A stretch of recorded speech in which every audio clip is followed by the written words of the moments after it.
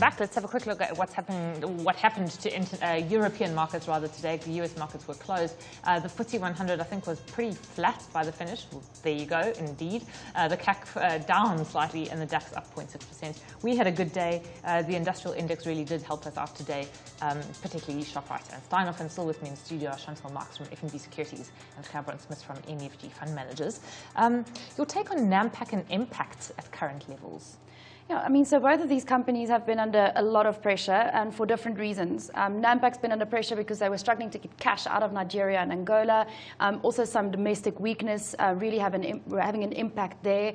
And then Impact, of course, also had a kind of a perfect storm scenario, weakness locally, combined with some of their biggest clients deciding to buy their own paper mills, basically, and they were losing some of their biggest clients, and that really had an impact, as well as their rPET, so those plastic bottles, taking longer to really bed down that new development.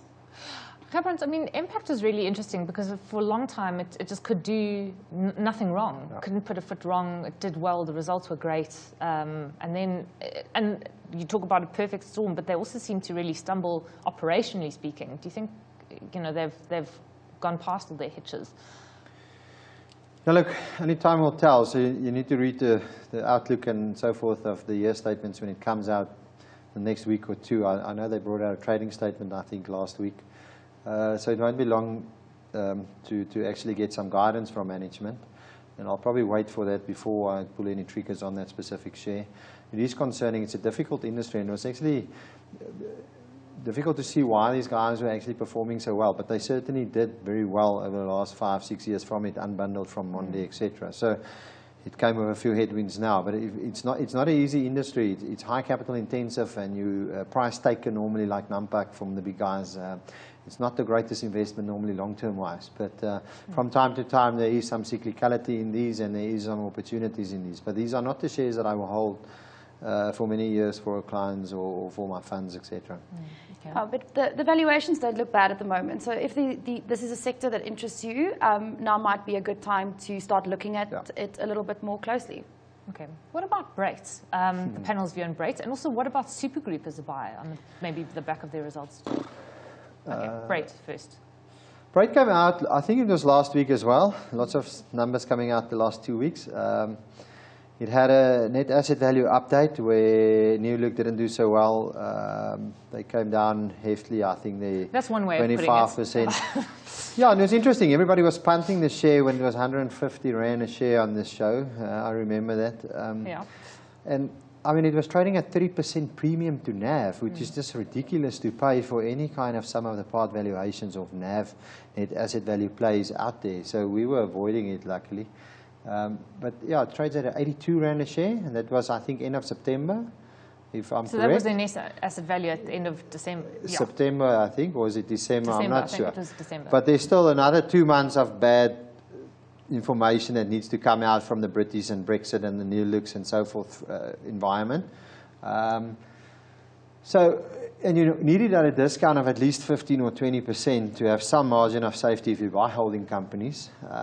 So I won't look at it until it reaches about 65 or 68 Rand a share, and then we'll really look at the whole investment case. Chantal, is that where you might pick up some bats? Yeah, I mean, it started looking really interesting when we didn't know that New Look's NAV fell by 53%. So, I mean, then when you look at it from a discount to NAV perspective, suddenly it looks like around 20%, and you start looking at the company a little bit more closely. But the wise thing to do, and the wise thing to have done, was to kind of wait for the impact of this Brexit thing to filter through, to know where exactly your baseline is for New Look. New Look is a big part of this business now, and the UK is a big part of this business. I think 65% of their earnings, or their NAV basically, and their earnings come from the UK. So unless we have clarity on Brexit, it's very difficult to make a long-term call. Okay. Okay.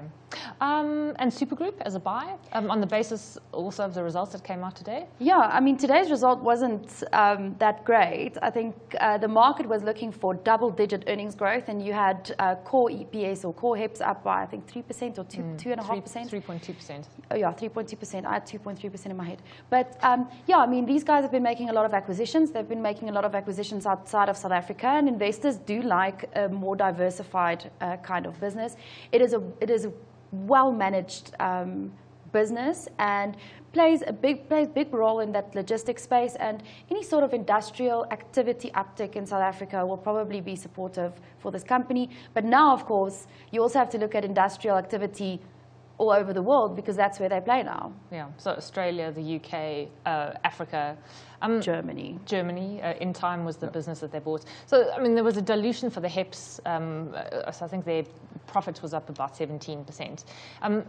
I spoke to Peter Manford a bit earlier, and I said, you know, is it because the debt is rising again? And that, of course, was what hobbled Supergroup, and they had to get rescued, 2008. So now debt's up 48% over the year. But they say it's within their sort of ideal gearing ratio. Are you happy with that, where it is? I think it's 31% at the moment. Yeah, I think that's fine. It's been well run over the last few years. It was concerning. I think the strong rand is probably to do with that, and I think in time under-delivered. And a few of the new acquisitions probably under-delivered from that point of view. It is a difficult trading environment in Africa with the Africa logistics and in South Africa at the moment. You saw One Logic came out of similar numbers. You saw Imperial coming out of a trading statement that's actually warning for -10 and -20% headline earnings per share growth and so forth. So I think against expectations, not great, core HEPS figure, but you're still growing cash flow, you're still growing the revenue nicely. It might tend to be a nice buying opportunity long-term wise, PE of 12. There's not many opportunities in the market at the moment, so yeah, we're still holders of them. Okay. Imperial's also coming out with results, I think, tomorrow. Tomorrow or Thursday. What about Hulamin? And Gerbrand, the question is particularly directed towards you, because you have been known to like Hulamin in the past, and it says, I bought these shares at R5.70. What level should I target to sell at with the results set for release next week? Yeah, I think you need to wait for the results. Look, on a headline earnings basis and so forth, it still looks cheap. They had a bumper year. We know resources are rebounding globally. This is more manufacturing of some of those resources, but they've done a very good job on bedding down a lot of things that was not right at Hulamin. So we're still holding. We like a bit more for the shares than what it is, but we made a hefty profit in a short time on it. It's not a company that you want to keep long-term wise. It's again Nampak, etc. It's a difficult industry to play in, and I mean power is one of the things that you need to deal with. They've done a few LPG conversions there, etc. So they've done what they can. I just don't think it can get much better than what it's now at the moment. But yeah, we still think, I think it's trading at a 6.5p multiple at the moment, which is still not bad. And you probably look at about R8 a share. Okay, so a little bit to go from this point. Global markets, the question is, please ask the experts what their view is on some of the global markets outside the USA, specifically whether the DBX Euro and DBX Japan instruments are worth a look.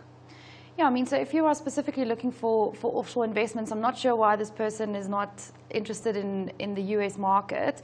But, I mean, obviously, DBX Europe and DBX Japan is a very cheap way and a very efficient way of getting exposure to Japan and Europe. So it depends on what your view is on those markets specifically. Japan is an interesting one because you have the prospect of a stronger dollar weighing on the yen, which is in turn positive for the exporters in that market. So maybe there's an opportunity there. But if the dollar is going to weaken because of policy uncertainty, now might not be the time to get involved in Japan. Europe, there is a massive amount of uncertainty. Even though corporate earnings have recovered, we've got the French election coming up. So perhaps within Europe, try to look at safer markets within Europe and maybe try and get an entry into Germany specifically, or some of the countries where political risk is a little bit less. Okay. Or just buy DBX World and hedge your bets completely. You know, is DBX World, is it a viable option, or is it kind of too broad? was it sort of worthwhile as a tracker fund to have at this point? We would like to think that active managers actually beat indexes. And it's a bit more difficult in the offshore market because some of these indexes are actually nice sectorial layouts, etc. There's enough players in every specific field. In South Africa, I think exchange traded funds are going to have a very difficult time if you want to look at it that way, because our market's not break up correctly.